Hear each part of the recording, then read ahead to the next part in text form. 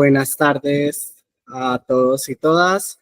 Espero que se encuentren muy bien. Les doy la bienvenida a nuestro primer webinar del año titulado Ley Nuclear, Impacto y Oportunidades para Colombia, a cargo de Pablo Giraldo, a quien agradecemos por su excelente disposición para acompañarnos. Hoy, 15 de abril, celebramos el Día de la Protección Radiológica, una fecha clave para reconocer la importancia de esta disciplina en Colombia y el mundo. Por eso, es un orgullo poder compartir este espacio de formación y diálogo sobre los avances en normativa nuclear y sus oportunidades para el país. Este webinar hace parte de una iniciativa de CiberSAS para conectar a profesionales del sector con todas las personas interesadas en aprender más sobre protección radiológica y seguridad nuclear. Mi nombre es Carlos Andrés Cabrera Anaya, soy líder de elementos de protección radiológica y oferta académica en CiberSAS, una empresa que ofrece servicios en 8 líneas de protección radiológica a nivel nacional. Los invito a conocer más en nuestra página web que colocaré en el chat. Antes de iniciar, algunos anuncios importantes. Esta sesión está siendo grabada. El enlace quedará disponible para que puedan verla en diferido. La presentación tendrá una duración máxima de 1 hora, incluyendo el espacio para preguntas. Las preguntas deben hacerse a través del chat y al final serán respondidas por nuestros conferencistas. En breve, les compartiré el link de asistencia. Recuerden completarlo con sus datos correctos para poder recibir su certificado de participación. Si no abre directamente, pueden copiarlo y pegarlo en su navegador. Ahora sí, me permito presentarles oficialmente a nuestro conferencista.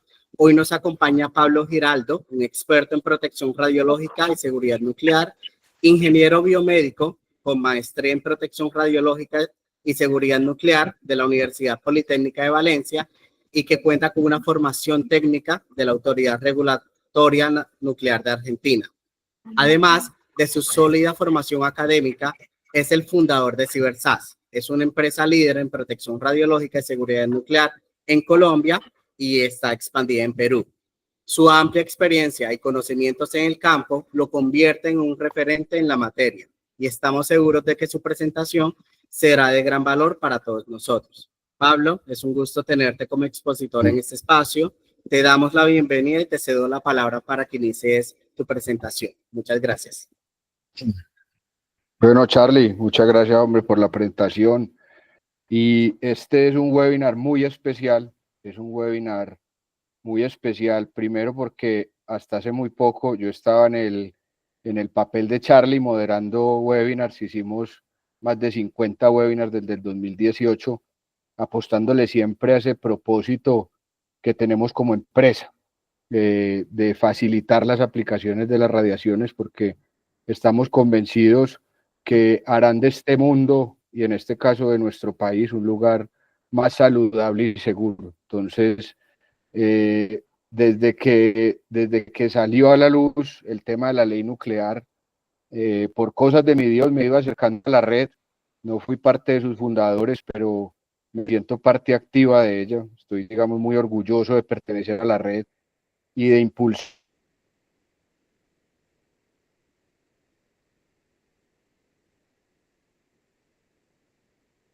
de un representante a la Cámara, Hernán Cadavid, justamente el exponente de esta ley en la Cámara de Representantes, y él quería conocer un poco más sobre este tema. Evidentemente es un tema muy técnico, seguramente la mayoría de los que estamos aquí nos familiarizamos muy bien y posiblemente se aburran en esta media hora conmigo, pero en realidad lo que queríamos, que surgió a partir de esa visita, es que me acompañaban algunos miembros de la red y entre nosotros dábamos datos y debatíamos sobre la importancia de esta, pero yo sentía que el representante pues se perdía un poco en los conceptos, y esto pues es absolutamente normal. Entonces, cuando él salió, yo me quedé con la espinita y dije, Dios mío, tengo que hacer una presentación básica, obviamente sin ánimos de ofensa a nadie, pero que la gente lo entienda, porque el reto nuestro hoy es justamente esa licencia social, es que la gente deje a un lado de pensar que las radiaciones ionizantes y lo que se nos viene con esto, pues nos va a traer es un mal, porque eso puede ser una percepción que tengan algunos, esperemos que no sean la mayoría.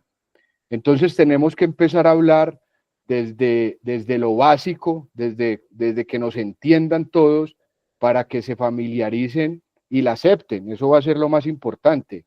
Ahora entramos en un camino, justamente en el Senado y en la Cámara, de explicarles a ellos, a estos legisladores, que la importancia que tienen. Entonces, esta presentación, cuando Laura me hizo la invitación o me lo sugirió, pues yo no dudé en hacerlo, a pesar de que estoy disfrutando de mis vacaciones, pero no dudé en hacerlo porque me obligaba justamente a organizar unas diapositivas, que hace tiempo no lo hacía, pero con ese objetivo, no solamente darlo aquí, en este espacio que para mí es tan apreciado, sino en los otros espacios que vamos a tener y que nos sirva a muchos, ojalá, para poder replicar.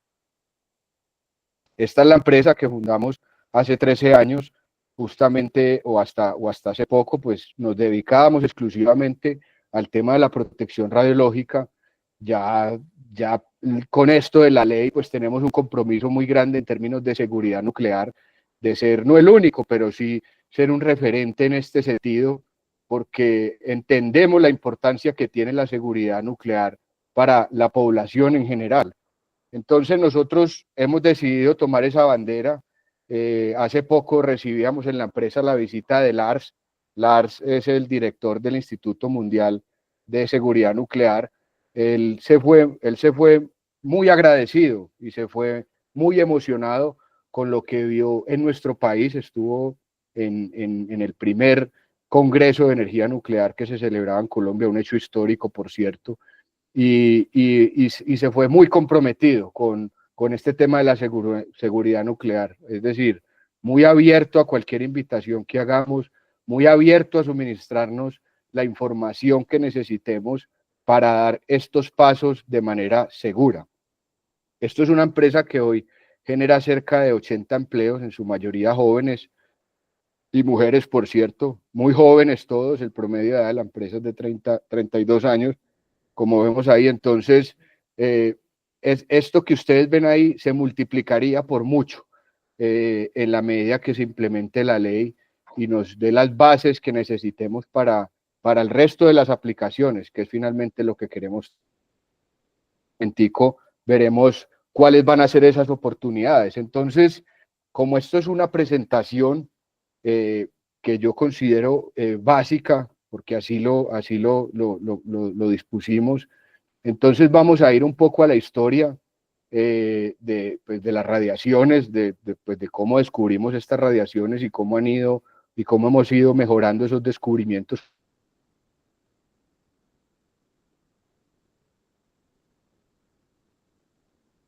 en sus usos.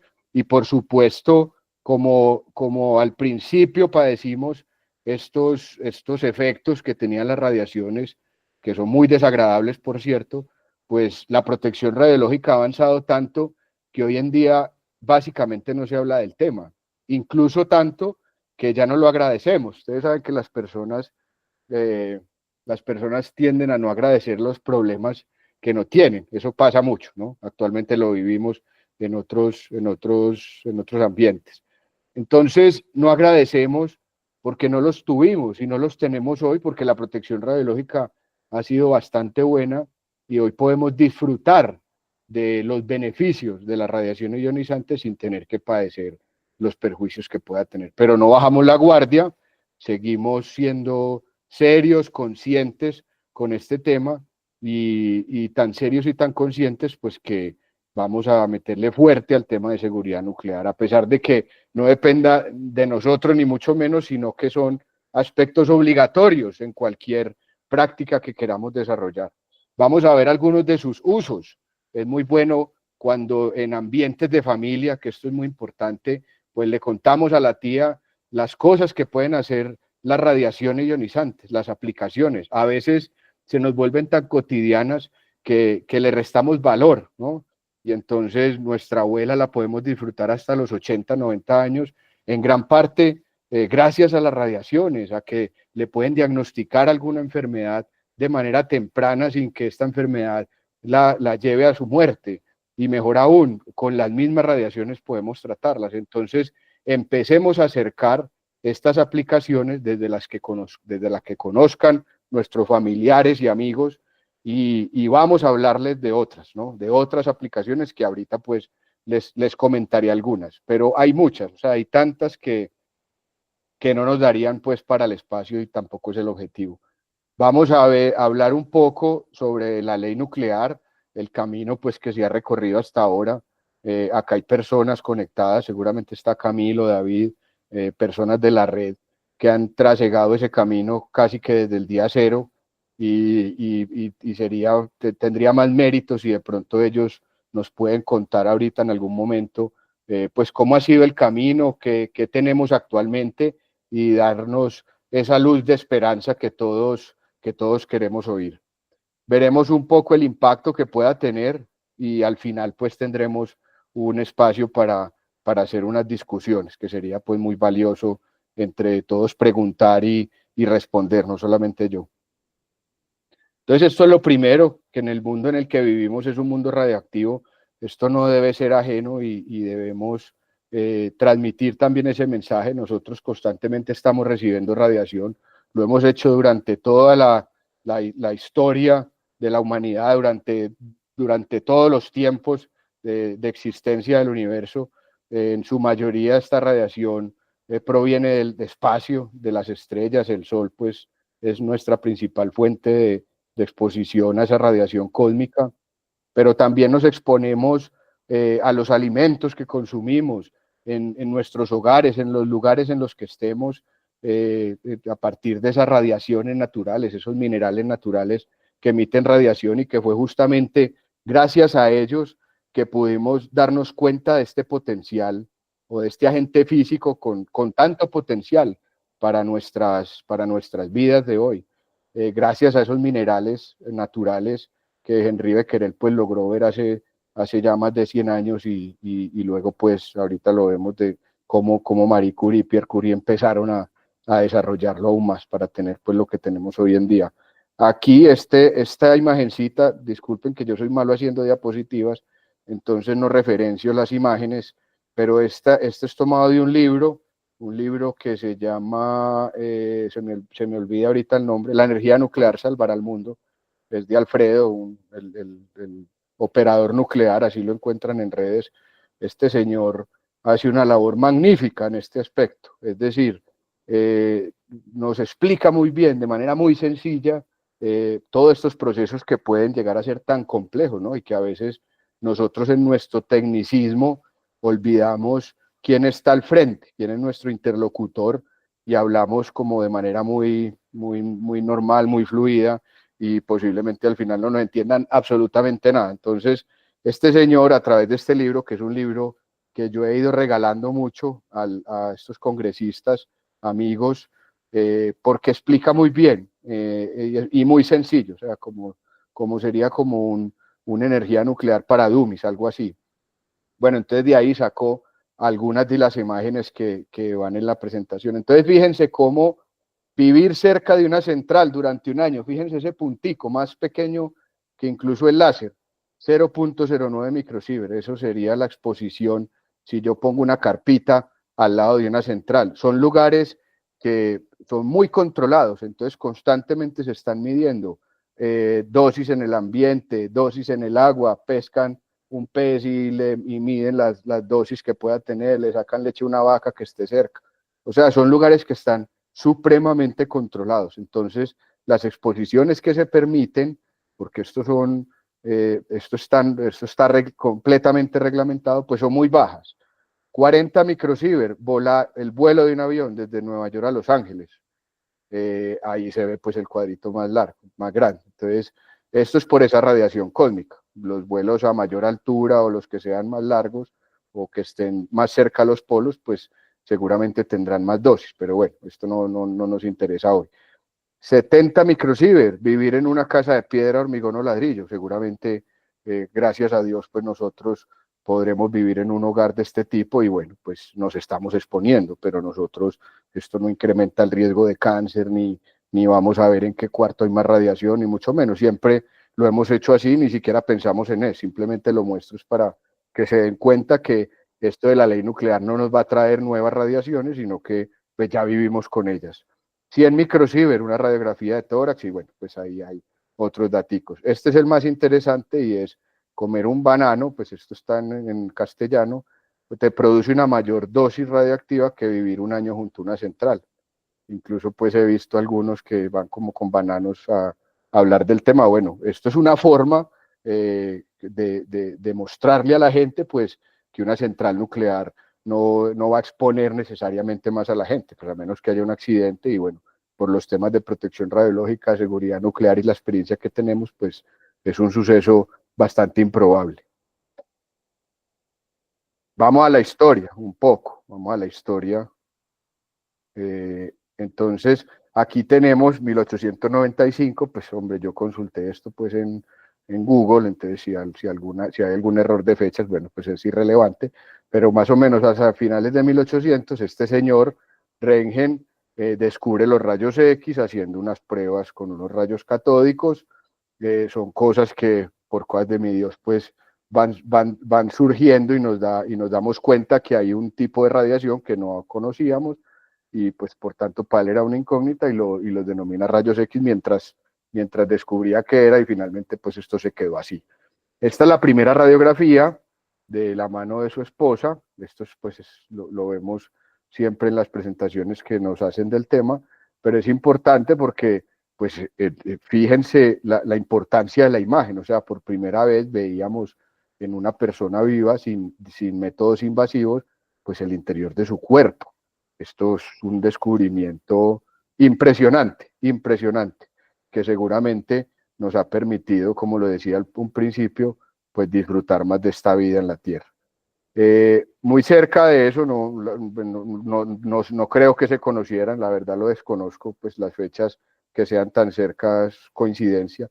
Este físico francés, Henri Becquerel, descubre la radioactividad como fenómeno. Él tenía unas piedras de uranio en su cajón, entiendo que fue así, y se revelaron unas placas que no debían haberse revelado porque eran sensibles a la luz y estaban metidas como en un trapito y pues en un lugar oscuro.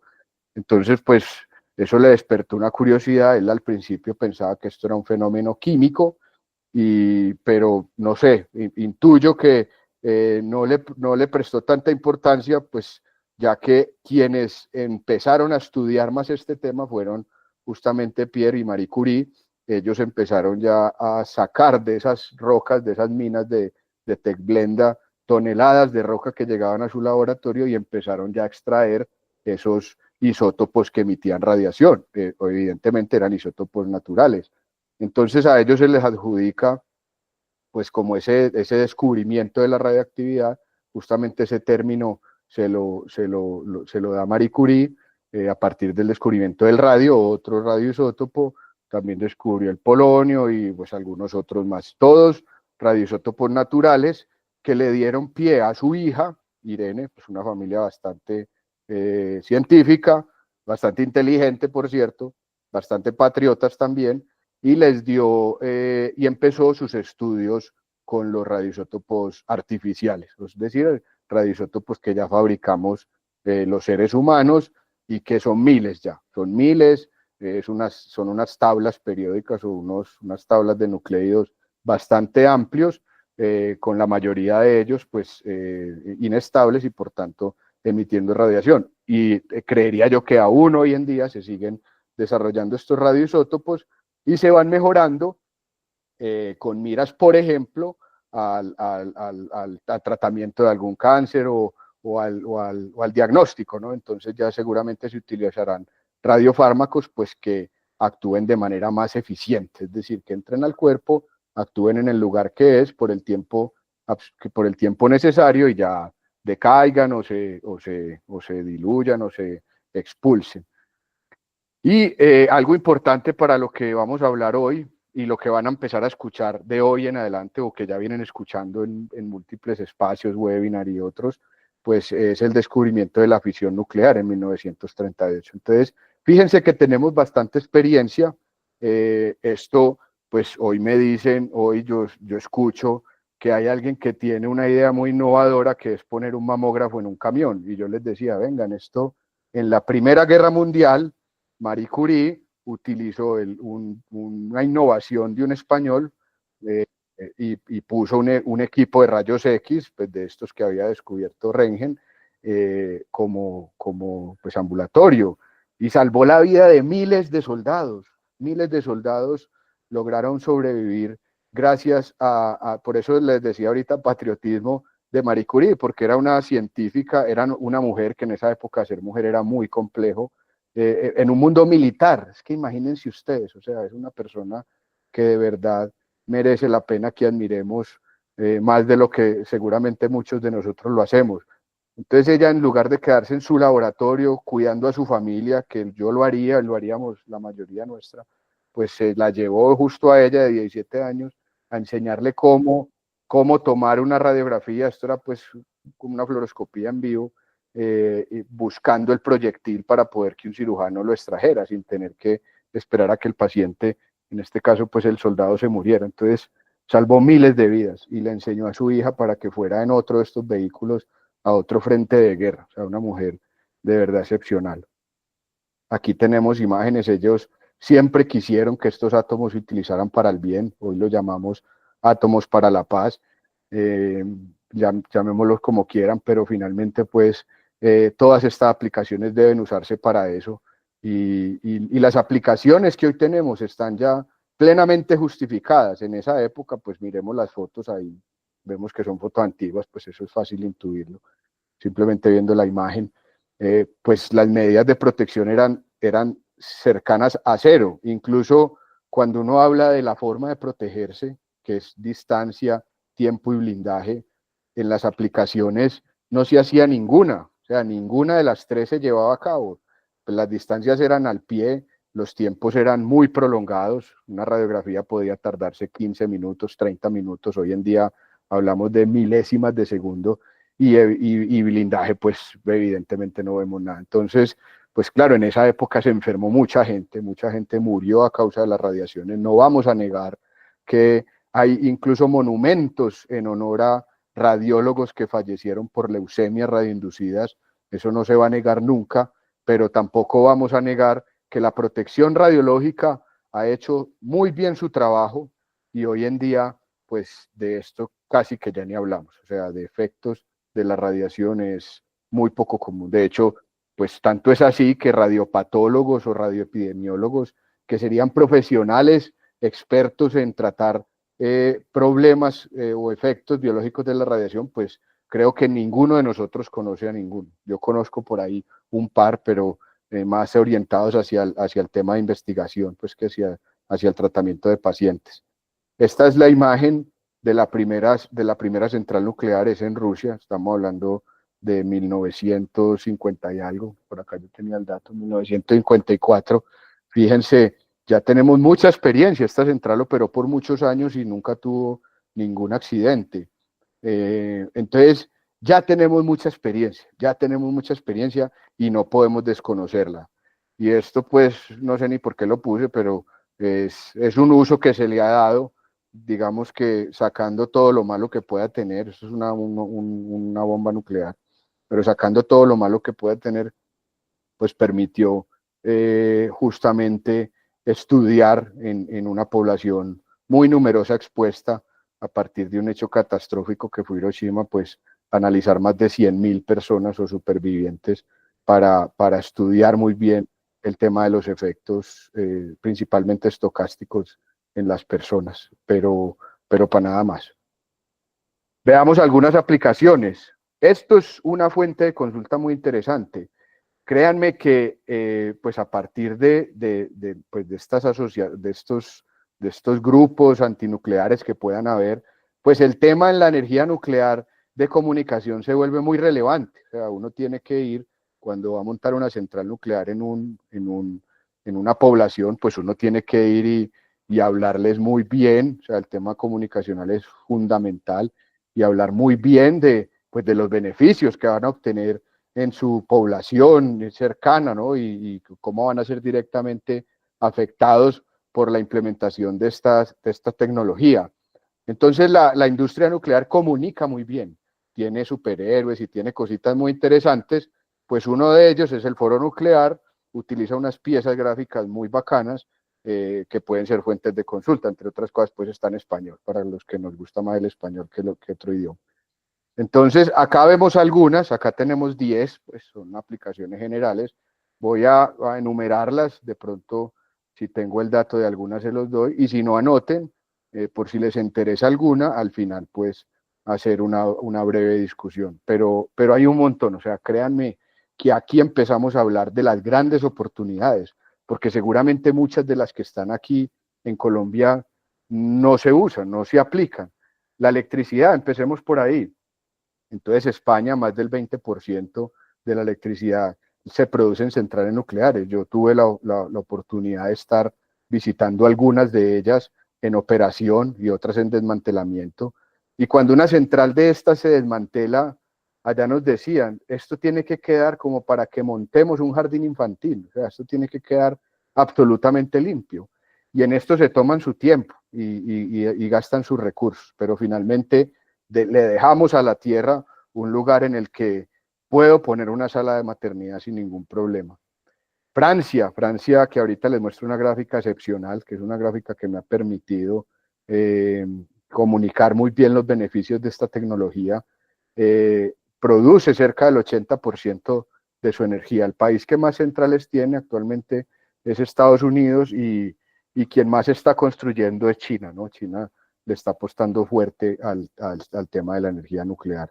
En Latinoamérica está México, tiene 2 centrales, Brasil también, y Argentina tiene 3. Argentina, pues estos países nos llevan mucho tiempo y bueno, justamente pues tuve que ir allá para aprender las bondades de la protección radiológica. Estuve allá pues visitando ese país y estudiando. En medicina, pues esto de medicina sí que lo tenemos claro. Yo quiero hacer énfasis en los radiofármacos, me pego justamente de una presentación reciente de la red nuclear, que esto fue una actividad maravillosa que hicieron con la Cámara de Comercio de Bogotá, muy bacano que luego esto se pueda replicar en otras cámaras de comercio o en otros espacios como Ruta N, no sé, hay muchos.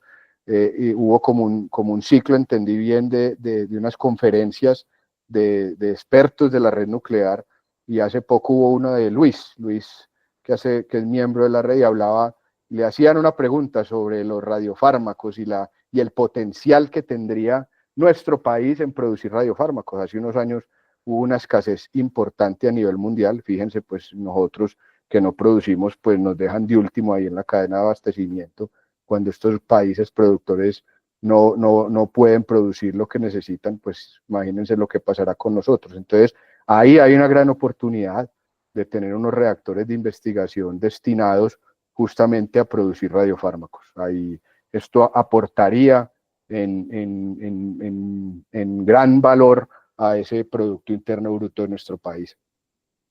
Hidrología, los isótopos se utilizan para seguir los movimientos del ciclo del agua eh, e investigar las fuentes subterráneas y su posible contaminación. Incluso sé que se utilizan radiaciones ionizantes para descontaminar justamente esto también.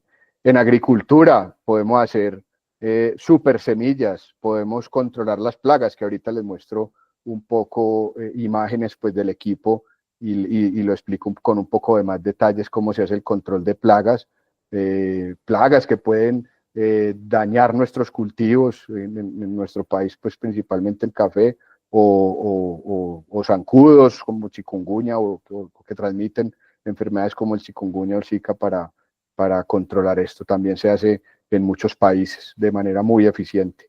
En minería se perfilan pozos a través de las radiaciones. Esto sí es algo que se usa actualmente, el perfilamiento de pozos con fuentes radiactivas. En la industria se utiliza mucho para controles de calidad y procesos industriales. La refinería de Cartagena tiene más de 65 fuentes que sin ellas no podría operar, justamente para medir niveles pues de todo lo que procesa ácidos, líquidos, coque, etcétera.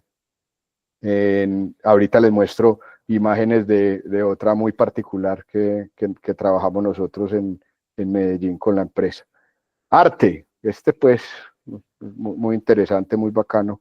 Se pueden hacer restauraciones y con plantas de irradiación, incluso sé que se irradia algo de arte para evitar su deterioro, ¿no? También se utilizan las radiaciones para eso. En el medio ambiente, técnicas como el análisis por activación neutrónica que permiten la detección y el análisis de diversos contaminantes. No podríamos explorar el espacio sin la tecnología nuclear, y ahora que leo pilas nucleares, ahorita lo podemos discutir un poco más con los expertos que estén, pero por ahí vemos que ya en China están vendiendo, ni siquiera desarrollando, ya vendiendo, comercializando pilas nucleares para los celulares. O sea, imagínense ustedes ya un celular o un computador que no tengamos que cargar. Impresionante. Y en cosmología, pues el estudio de la radioactividad de los meteoritos pues nos ha permitido confirmar la antigüedad del universo. Bien. Yo me fijo aquí en el tiempo, vamos bien. Esterilización de alimentos. Esta es una práctica hermosa. Esta es una práctica importante para nuestro país. Nosotros, cuando mandamos alimentos a otros países, nos obligan a esterilizarlos, y como acá no tenemos estas plantas de irradiación, pues tenemos que pagar por ese servicio básicamente en dólares, o sea, pierden valor nuestros alimentos. He escuchado casos de floricultores o de la industria arrocera que les devuelven contenedores enteros porque en el contenedor va alguna plaga que justamente en una planta de irradiación podríamos eliminar. Este es el símbolo, simplemente para mostrarlo, pues que tendría un alimento esterilizado con radiación, pero fíjense cómo unas papas del mismo lote, estas irradiadas y estas no irradiadas, pues esta crecen estos brotes y en esta se retardan esa descomposición o ese crecimiento, lo mismo estas fresas de acá. ¿Cuántos alimentos, por Dios, no se botan, no se desechan porque se pudren básicamente? Podríamos tener un control incluso de los precios de los alimentos si en algún momento logramos almacenar alimentos irradiados que en épocas de abundancia pues van a estar presentes en el mercado, pero en época de escasez podrían liberarse para tener un control de precios. O sea, hay un montón esto daría, créanme, solamente esta aplicación nos daría para un webinar completo. Este es el equipo para el control de plagas. Este equipo tiene una fuente de cesio 137, que justamente nosotros en Colombia, cuando queremos usar algo con esa fuente, en el caso de Ciber, tuvimos que importar la fuente de Europa, pues en un reactor de estos, pues podríamos producirlo, ¿no? Esta fuente o este equipo lo que hace básicamente es esterilizar el zancudo o la mosca o la plaga que queramos controlar, para luego liberarlos y evitar pues que se reproduzca.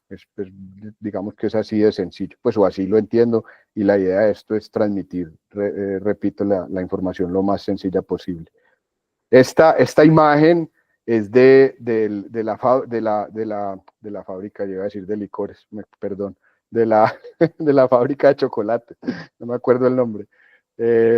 Pero esto que ven aquí es el Manila especial, el que se usan para pasar justamente el aguardiente, los que toman aguardiente.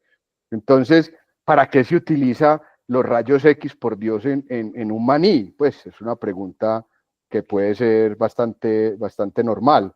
Pues resulta que lo utilizamos para evitar que dentro del paquete vaya alguna partícula extraña, es decir, un pedazo de vidrio, un pedazo de concreto, un metal o algo que luego pueda causar un problema en la población que lo consume. Entonces se utilizan para control. Allá en la Nacional de Chocolates, ya me acordé, Nutresa, tienen más de 8 equipos de estos, pues acá se ve uno por allá atrás, inspeccionando constantemente pues los alimentos. También por principios de densidad y de atenuación, se pesa el alimento para pues, estar seguros que cada empaque tiene el peso adecuado. Y en seguridad, esta es una práctica común para todos en los aeropuertos o en algunos lugares donde se prohíbe el ingreso de armas o el transporte de drogas o de algunos materiales prohibidos, pues se utilizan equipos de inspección no intrusiva. Estos equipos tienen o prestan una seguridad intrínseca. Ustedes ven que el guarda de seguridad está detrás, no tiene ninguna protección, justamente porque el equipo es autoblindado y no necesita pues de medidas excepcionales, además pues de algunas mediciones, algunas capacitaciones que se hacen de manera natural por protección radiológica. Estos equipos yo no tengo que determinar la forma de las cosas, es tan teso esto que casi que nos dice átomo a átomo lo que hay ahí adentro. Y él ya tiene predeterminados, dependiendo de los números atómicos de lo que ve ahí, pues mande una alerta o póngalo de un color, es decir, si hay algo muy denso, si hay algo que pueda ser plomo, si hay algo que pueda ser un narcótico, si hay un tejido biológico, por ejemplo, entonces él simplemente alerta y lo pinta de otro color, entonces ahí es cuando nos hacen abrir la maleta y nos dicen, en este bolsillo hay algo que parece tal cosa. Eso no es porque el guarda tenga unos ojos especiales, sino que la misma imagen más o menos le dice qué es. Y esto es un camión, no sé pues si lograron en primer momento pues determinar lo que era, es un camión, y resulta que en Colombia es obligatorio en los puertos de nuestro país ya tener un acelerador, es un acelerador de 6 MEF para hacer inspección no intrusiva del contenedor. Esto es magnífico. Es decir, no hay camión que pase por o que entre y salga por nuestros puertos, Buenaventura, Cartagena, Santa Marta, etcétera, sin que sea inspeccionado. Y vuelvo a lo mismo, él nos marca, nos va a marcar lo que sea extraño. Hasta personas se han encontrado con ánimos de hacer tráficos de personas en estos camiones. Entonces, fíjense, ¿por qué cuando yo digo que nuestro país va a ser más seguro y saludable? Pues a esto me refiero. O sea, acá estamos hablando de seguridad, ¿no? De temas de salud. A eso me refiero cuando digo que el uso de estas radiaciones ionizantes de las aplicaciones harán que nuestro país sea un lugar más saludable y seguro. Bueno, acá sigo con algunas de salud, pues es un pilar fundamental de la medicina moderna. Esto nos ha ganado, nos ha regalado años de vida en esos cálculos de esperanza de vida que hace 100 años podrían haber sido de 40 años. O sea, yo tengo 39, estaría ya despidiéndome de mi familia, y hoy en día pues nos permite vivir mucho más, ¿no? No sé en cuánto esté la esperanza de vida hoy, debe estar por encima de los 70 años, pero en gran parte ha sido, créanme, el tema de las radiaciones ionizantes, y acá pues simplemente menciono algunas. Estas pueden ser mucho más cercanas a todos, pero esta es impresionante, el PET, o sea, yo ya poder ver si algún cáncer me hizo metástasis y poder atacarlo de manera oportuna para poder eliminar ese problema de mi salud a través de la medicina nuclear. Como les decía hace un instante, nosotros esos radiofármacos los tenemos que importar, acá no producimos, y esto pues creo que es un foco que debe tener especial atención. O sea, cuando comuniquemos el tema de la ley nuclear, no solamente hablemos de las bondades de la energía, de la nucleoelectricidad, sino que hablemos del desarrollo de otras cosas alrededor pues, de lo que ya tenemos, ¿no? Hemodinamia, cuando yo hice mis prácticas en la universidad, entraba a cirugías de corazón abierto, y hace poco me encuentro que uno de estos médicos estaba en un curso de protección radiológica. Y yo, doctor, ¿vos qué haces en este curso? Y me dijo, no, Pablo, ya las cirugías a corazón abierto casi no las hacemos, ya utilizamos el angiógrafo para implantar una válvula, por ejemplo. Esto es impresionante, impresionante. Radiocirugía, entre otros.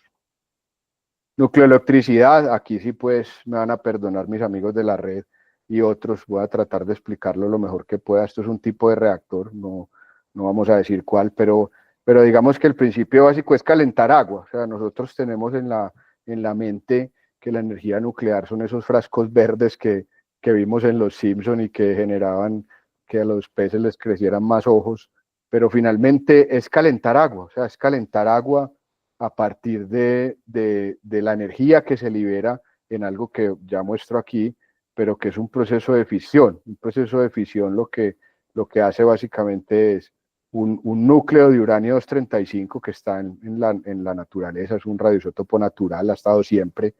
Entonces, cuando un neutrón lo impacta, él se convierte en 236. Estos numeritos de acá, 235, 236, es la suma de los protones y de neutrones que tienen su núcleo. Entonces, si acá tenía 235 y llegó uno, pues bueno, eso da 236, ¿no? Y entonces cuando eso pasa, este queda inestable y él se parte en dos, se parte en dos. Y eso hace que se libere mucha energía, ese fenómeno de fisión, mucha energía en forma de calor, es mucho calor. Y entonces ese calor, pues en este caso, en este ejemplo de acá, pues yo hago circular agua, pero eso está tan caliente, pues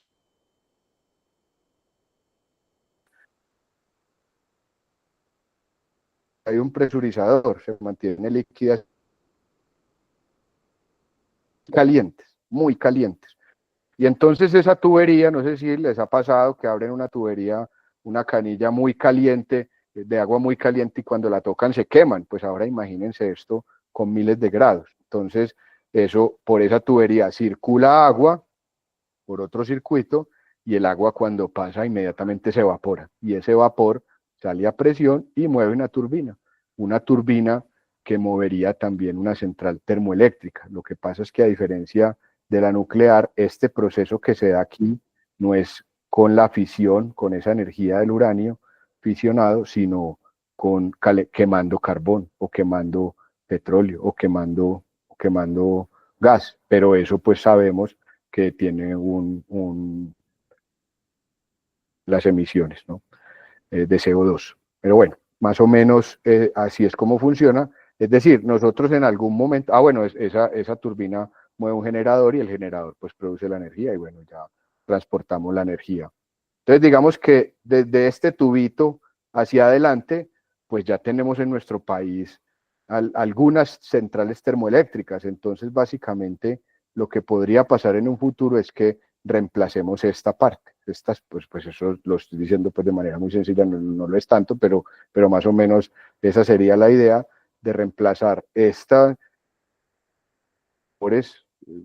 que hoy en día ya son de tercera, cuarta generación, SMR, y entonces ahí podríamos ya evitar que salgan esos gases de efecto invernadero. O sea, ya lo que sale por una central, pues básicamente es vapor de agua, ¿no? Este ejemplo está con agua, pero ya el desarrollo va a reactores que funcionan con otro tipo de elementos, sales, metales, bueno, y eso pues va a ir evolucionando mucho. Lo han escuchado ustedes en algunas intervenciones, esto no nos va a tomar pocos años, seguramente nos tomará más de 10 años, esperamos entre 10 y 15 años en tener pues nuestro primer reactor generando electricidad. Aunque yo les confieso que en Colombia somos tan tesos que posiblemente esto surja antes, sin decir que sea que sea un anhelo, ¿no? Porque primero tenemos que desarrollar las bases normativas, tenemos que saber muy bien que estemos preparados para esto, todo esto manejo requiere pues unos importantes y bueno, no sería responsable acelerar estos procesos. Y acá pues estos productos de fisión son los que justamente se utilizan en algunos casos para otras aplicaciones, ¿no? Esta gráfica es bastante impresionante. Esta gráfica la tomé por ahí, pues en la red comparten mucha información valiosa. Yo soy un pirata de la información, así le dije a David en estos días. Entonces, pues yo simplemente le pregunto, dame una breve explicación y me son muy útiles estas gráficas. Aquí lo que hice fue pues juntarla con otros dos datos que ahorita comento. Pero fíjense cómo después de la Segunda Guerra Mundial, por acá está la primera, por acá está la segunda, pues acá tenemos el PIB, el PIB por persona en azul y aquí las emisiones de CO2 por persona. Y fíjense, después de las guerras son un desastre, pues una cosa que hay que evitar siempre al máximo. Fíjense cómo empieza la recuperación de Francia, pero ese progreso, como digamos que el tema de energía está muy ligado, pues estrechamente ligado, acá se ve al progreso, pues entonces como producíamos energía en ese momento, pues hacía que a medida que aumentábamos ese PIB, pues necesariamente aumentaran las emisiones de CO2. Pero ¿qué pasó aquí en este punto? Cuando Francia decide tener esa expansión nuclear y construye más de 43 reactores. Fíjense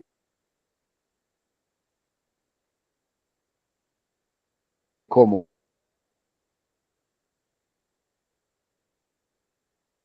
sigue el crecimiento, pues un país con mucho desarrollo, pero y es uno de los países que menos CO2 emite en sus procesos de producción de energía, a diferencia, por ejemplo, de Alemania, que está tendiendo pues a las otras energías, incluso suspendiendo, pues ya son temas políticos, así como España, de políticos de turno, pues que están en contra, no lo sé, del tema nuclear, y entonces fíjense cómo un país que consume tanta energía como Alemania, pues tiene que encender sus centrales térmicas, sus centrales termoeléctricas, pues para poder abastecerse. O, en otros casos, comprarle la energía a Francia.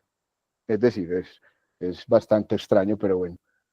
Esta gráfica, quédense con ella, luego pues les mandamos las diapositivas, pero esto es una gráfica que nos permite ver de manera muy sencilla y con hechos, pues la importancia que tiene esa energía nuclear. Esta se la pedía a esta inteligencia artificial, pero bueno, no supo cómo hacer bien las proporciones, pero básicamente aquí este dato nos lo daba Shirley, una persona pues que acompaña mucho la red y que ha estado en nuestro país, una experta, una ingeniera nuclear del Perú, pero que pues más gringa que peruana. Entonces ella nos decía que para producir 250 megavatios de energía, una central nuclear necesitaría 6 hectáreas. Si yo quisiera producir esa misma energía con paneles solares, necesitaría 9.000 hectáreas. O sea, el uso del suelo pues se vuelve más importante. Entre otras cosas, pues debajo de esto no puedo hacer mucho. Y un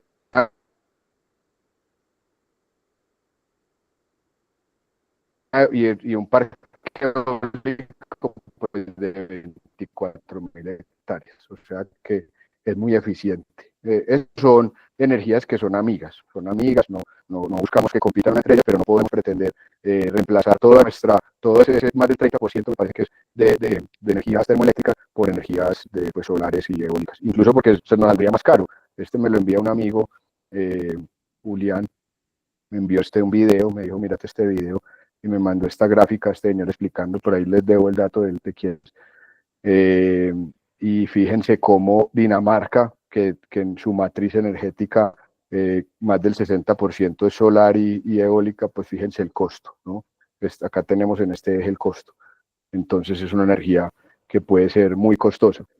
Es muy barata si siempre hay sol y siempre hay viento, pero como eso no es así, y menos hoy en día con este mundo como está de loco, con sus climas, entonces pues no podemos asegurarlo y eso hace pues que no sea tan económica, mientras que la energía nuclear pues vemos que es una energía muy firme, incluso pues puede operar el 90% del tiempo del año sin importar lo que esté pasando afuera con el clima, ¿no? A menos pues que sea una cosa ya extraordinaria. Y justamente cuando está parada, un dato pues de empleabilidad que tengo en mi cabeza, que me viene ahora, y es que en España, por ejemplo, en un reactor normal, son reactores mucho más grandes, pues que 250 megavatios, pueden trabajar 500 personas, ¿cierto? Y cuando se hacen las paradas de recarga y mantenimiento, pueden entrar hasta 2.000 personas. O sea, fíjense las oportunidades de empleo que giran alrededor de esta energía.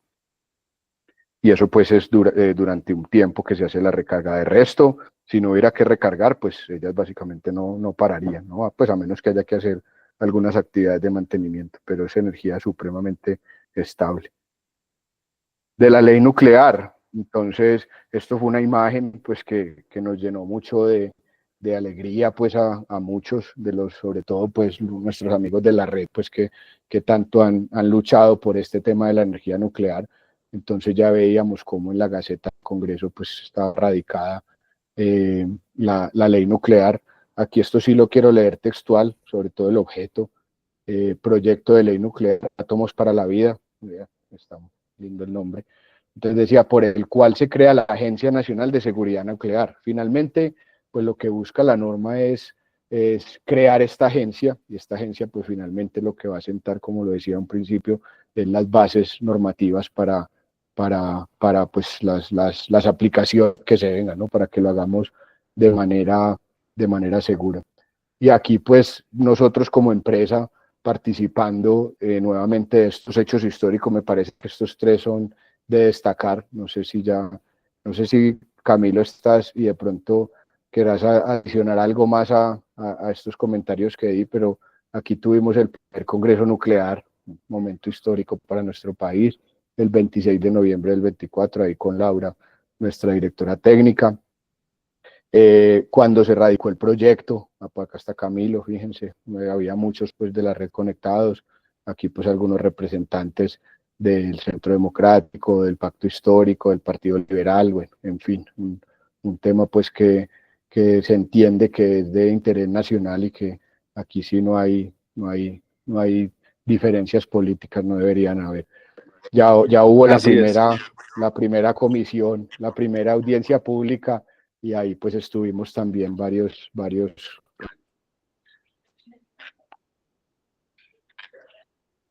amigos de la red, ahí hablamos desde el sector empresarial, pues algunos datos. Camilo, ¿qué más?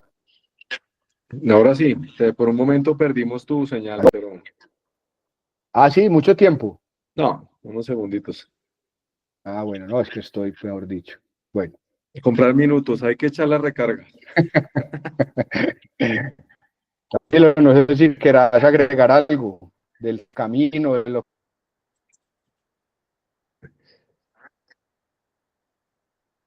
Sí, claro, no, que yo han creo que pasado y de una luz de esperanza.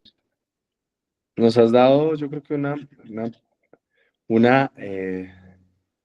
muy buena explicación de todo el contexto. Yo creo que queda más que clara la necesidad de poder ampliar ese espectro de utilización de tecnologías nucleares en nuestro país en diversos campos, como bien lo has señalado. El logro de la erradicación del proyecto de ley, como lo has señalado, primero es un logro colectivo, no es un logro que obedezca a un interés individual particular, sino es un interés colectivo, un interés que ha logrado motivar, que ha logrado inspirar a diferentes orillas políticas en el país. Y algo que me parece fantástico del mensaje que hemos creado es que para la política tradicional y para la militancia tradicional esto es atípico, es disruptivo. Hay gente que no entiende cómo puede ser posible que al tiempo estemos hablando con partidos de derecha, de izquierda, de centro. Dicen, pero ¿qué es esto tan loco? ¿Ustedes cómo pueden hacer eso? Cuando la lógica electoral llama a tener una identidad de partido. Y yo creo que la raíz de todo esto está nutrida porque acá lo que nos une es una causa que supera banderas, una causa que supera la temporalidad de un gobierno, porque sabemos que esto va a tomar seguramente varios años, varios gobiernos en poderse implementar. Entonces, ¿en qué punto estamos en este instante? Ya se hizo esa audiencia pública, como bien lo señalabas, con la participación de varias personas de las que están conectadas en este momento. Les debo decir con orgullo que a través de la red y con las diferentes organizaciones que apoyan a la red, hemos logrado nutrir la estructura del proyecto, luego de varias discusiones, que ha sido increíble ver cómo a través de las discusiones se logra mejorar aún más la versión del proyecto, ¿no? Les cuento un ejemplo, Pablo, pues que tú ya lo conoces, pero me parece interesante contárselo a los demás, y es que el consejo directivo que tiene la agencia, en la primera versión realmente no se veía como muy independiente, aunque tenía algunos ajustes que hemos desarrollado, pero no quedaba muy bien su independencia. Entonces, en ese proceso de desarrollar algo que en la Agencia Internacional de Energía Atómica se conoce como la independencia efectiva, se logró constituir un modelo fantástico de unos consejeros que van a tener que tener unos criterios de inclusión con un rigor técnico alto, muy claro, con las disciplinas específicas, las cuales tienen que haberse formado, la experiencia con la que deben contar. Número 2, van a ser elegidos por un periodo que va a superar el periodo constitucional. Uy, perdón que ahí me entró una llamada, perdón. Entonces va a superar el periodo constitucional. Esto quiere decir que no van a estar elegidos por el mismo tiempo del presidente, porque una de las cosas que preocupaba es que esto solamente respondiera a la elección que diera un gobierno. Entonces se logró independizar de esa manera y también pues hay algunos aspectos ya que ustedes podrán ver cuando ya se haga la ponencia, esperemos la otra semana, se radique la ponencia ya en la comisión primera de estos ajustes, van a ver algunos detalles interesantes de la elección, por ejemplo, de los consejeros.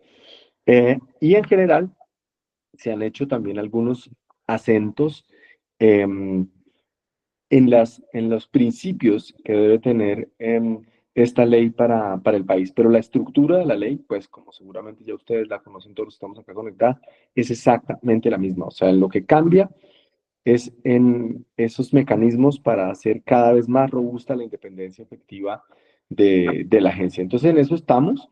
Y ahora estamos también en un punto, y es que hemos buscado dar todos los argumentos posibles por los cuales la agencia debe quedar vinculada a la Dirección Nacional de Planeación. Hemos buscado dar toda la argumentación jurídica, técnica alrededor de esta circunstancia y ya esperamos que en las próximas semanas tenga el primer debate Sí, la ley. avanzando. Muy Será el bien, primero de 4 debates. muy bien, Camilo. Mil gracias.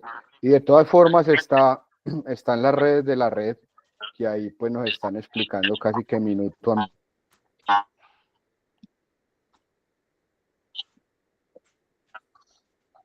minuto, pues.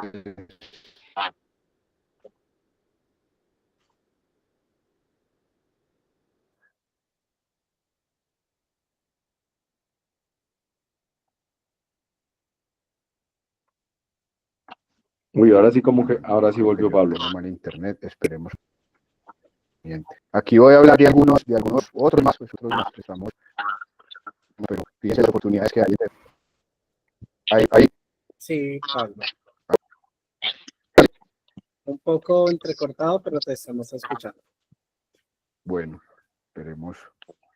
Si querés, yo me conecto desde el celular y hablo por ahí. ¿Te parece? A ver. Sí. Igual, pues.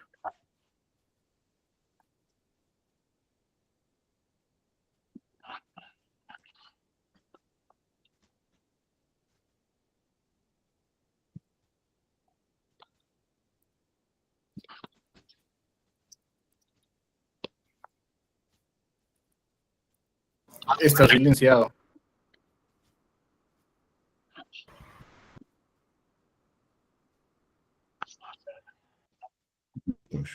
Bueno, ahí. Sí. Ahí. Bueno, entonces acá hay otras oportunidades en cuanto a la construcción, infraestructura nuclear. Instrumentación esto va a ser clave para la operación segura y eficiente. Acá hay muchas oportunidades en distribución de este tipo de instrumentos, en desarrollo, ¿por qué no? Porque si, no sé por qué siempre tenemos que pensar en importar. Seguramente acá acá esto va a haber un desarrollo muy grande con todos estos jóvenes tan talentosos que hay y todas las oportunidades que pueden haber en nuestro país, siempre y cuando pues se invierta pues en esto. En estos días veía pues algunas cifras con algún amigo pues de la desinversión que hay en este tema de ciencia y bueno, pues fíjense lo importante que es invertir en ciencia y tecnología e innovación. Seguramente nosotros en un futuro podremos desarrollar instrumentación. En temas de seguridad nuclear, pues ni se habla, o sea, ni se diga, perdón, esto es un tema que es un eje transversal a todo. Es la palabra seguridad quizás que más se utilice en los documentos y en las conversaciones del día a día no solo en una central nuclear, sino pues en cualquier práctica que utilicen radiaciones ionizantes. En educación, pues esto sí aumenta más nuestro nivel pues como país. Ya se han desarrollado diplomados de reactores nucleares, sé que hay en curso una especialización en energía nuclear, bacanísimo, porque antes teníamos que salir de este país para hacer estos estudios, Argentina o Europa, o Estados Unidos. Bueno, por ahí vemos algunos compañeros de la red haciendo estudios en otras partes. Bueno, pues, ¿qué más quisiéramos que pudiéramos capacitarnos y entrenarnos aquí? Esto va a cambiar mucho el futuro nuestro. Incluso nosotros pues también trabajando en una maestría, acá tiro la primicia en una maestría justamente en protección radiológica y seguridad nuclear. Y en temas de consultoría ambiental, tengo amigos muy cercanos con empresas de este gremio y no son ajenos. Ahí hay que medir muy bien los impactos ambientales. Esto es importante para las poblaciones, ¿no? Cuáles van a ser esas regulaciones ambientales, estar tranquilos que cuando se desarrollen estas aplicaciones, pues ese impacto en el medio ambiente pues va a ser muy mínimo. Así que bueno, me parece que con esto termino. Acá pues los invito, como les dije hace un instante, a consultar las redes de la red nuclear. Principalmente comparten un montón de cosas súper interesantes. Nosotros pues en Ciber tenemos los webinars, la mayoría de ellos pues enfocados a temas de protección radiológica. Como les dije al principio, pueden haber más de 50 webinars con expertos de todo el mundo y seguramente empezaremos a nutrir a partir de ahora mucho más esa categoría para que cuando filtren en aplicaciones de la energía, pues, y podamos capacitarnos para poder hablar en los diversos espacios que tengamos con amigos, con políticos, con familiares sobre estos temas para poder lograr, como queremos, pues esa conciencia social. Así que bueno, muchas gracias por su tiempo en esta Semana Mayor y mil disculpas pues por los temas de conexión, pero hice pues lo mejor que pude en el lugar donde me encuentro. Listo, Pablo, de verdad, muchas gracias, digamos, por esta excelente presentación. Realmente nos da como una introducción frente a los temas relacionados con la ley nuclear en Colombia y nos da, digamos, a las personas que no son del ámbito de la protección radiológica, les permite tener como un fundamento en lo que tiene que ver el manejo de la radiación ionizante como tal. Acá, digamos, Wilmar, pobladora en el chat, nos pregunta cómo articular la academia que hace investigación alrededor de las tecnologías nucleares. Hombre, No sé esto es una pregunta, Wilmar, muy importante. Yo, como les dije, quiero que sea más una discusión. Acá hay muchas personas pues, que incluso pueden ser de la academia y pueden apoyarnos, pero yo he visto nosotros lo hacemos, Wilmar, y yo he visto en este caso el diplomado de reactores nucleares utiliza mucho ya instituciones que tienen estas aplicaciones. He visto que visitan, por ejemplo, el reactor de investigación y bueno, es como mostrarle a los estudiantes pues esa teoría que ven, pues cómo se lleva a la práctica, ¿no? Eso pues nos ayuda mucho como a pensar en las oportunidades que hay de cara al futuro. Entonces, es muy sencillo. Ya hoy en día se habla mucho de las alianzas público-privadas y créeme que funciona muy bien. Ahí está en Antioquia, por ejemplo, el Comité Universidad Empresa Estado, que justamente articula estos tres tipos de institución, la empresa privada, las grandes y las medianas y las pequeñas pueden participar del comité, las instituciones, ahí están todos los rectores de las universidades de Antioquia o de la mayoría, y el Estado pues hace participación a través de funcionarios de la gobernación y la alcaldía. Y en esas mesas de trabajo pues salen un montón de cosas. Seguramente cuando esté más en firme esta ley, pues los temas que se discutirán en ese comité específico pues serán de eso. Te lo digo pues por conocimiento del departamento, pero seguramente en otras regiones también se dan estas alianzas. Listo, Charlie. Listo, Pablo, muchas gracias. Acá también nos mencionan como un comentario que sería bueno una alianza estratégica con el grupo de respuesta NBQR de la Policía Nacional. Yo creo que digamos que ya se está creando esa alianza porque ellos tuvieron una visita, digamos, a las instalaciones del laboratorio de calibración de dosimétrica que contamos en Ciber en Medellín, y yo creo que, digamos, ahí puede iniciar una buena estrategia, una buena alianza. Así es. Listo. Hombre, Charlie, el laboratorio nuestro, por ahora lo visitan más personas que equipos. Esperemos que empiecen a llegar más equipos que personas para calibrar.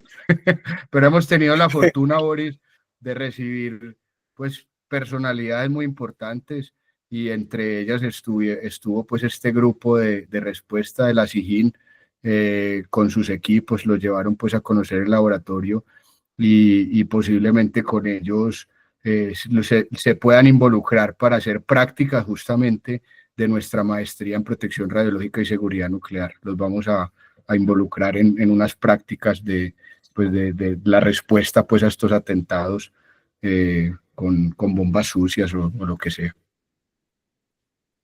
Listo, vale. No veo más preguntas en el chat.